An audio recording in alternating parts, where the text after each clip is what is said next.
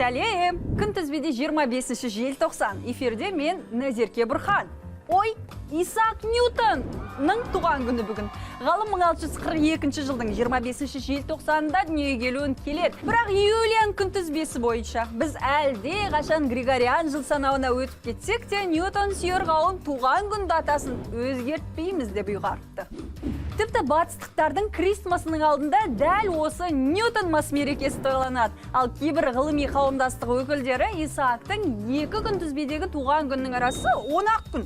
Соның бәрін ғұламаға арнасақ артық болмайды деп санайды.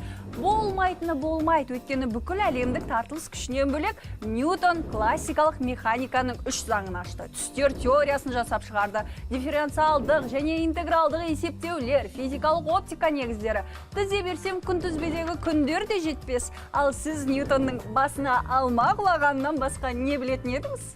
Бұл адамның есімі бірегей деген сөзбен мағыналас, және расымен де қаламгерлер арасындағы патриархалды ұстанымдардың быт-шытын шығарған бірегей ақын Фариза Оңғарсынованың туған күні бүгін. Маймын ішінде ақындары болар, ақын еместері болар. Ақындардың ішінде танитыным жалғыз Фариза.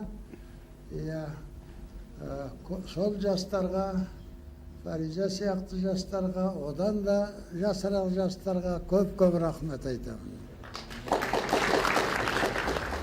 Атақты Ғабит Мүсіреповтің өзі мойындап тұрған соң мен не дейін? Ал әйгілі Фариза жан, Фариза қыз деп басталатын өлеңін Мұқағали өлерінің алдында ғана жазып, Оңғарсынованың поштасына жібереді. Ол уақытта Фариза Бакудегі жазушылардың жиынында жүреді. Шығарма Мақатаев дүниеден озғанда ғана ақын қыздың қолына тиді.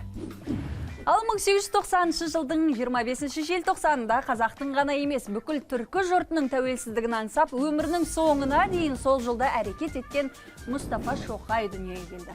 Қайраткер өткен ғасырдың басында Түркістан автономиясының жұмысын жандандырғысы келді. Алғашқы парламенттік сайлау өткізуді де жоспарлап қойған еді. Бірақ 1918 жылы автономия күшпен таратылды.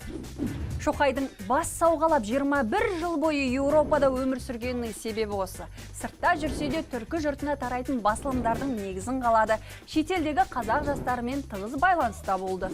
Шоқайтанушылардың айтуынша, қайраткердің орыс тіліндегі 500, шағатай тіліндегі 200, түрік тіліндегі 21, француз тіліндегі 130, ағылшын, неміс, поляк, өзбек, грузин тілдеріндегі мақалалары аударылмай қалып, енді ғана қолға алынып жатқан көрінеді. 10 шақты тілді жетік білген Мұстафаның әлі де зерттеліп, таныла түсері сөзсіз, ел аман, жұрт тыныш болсын.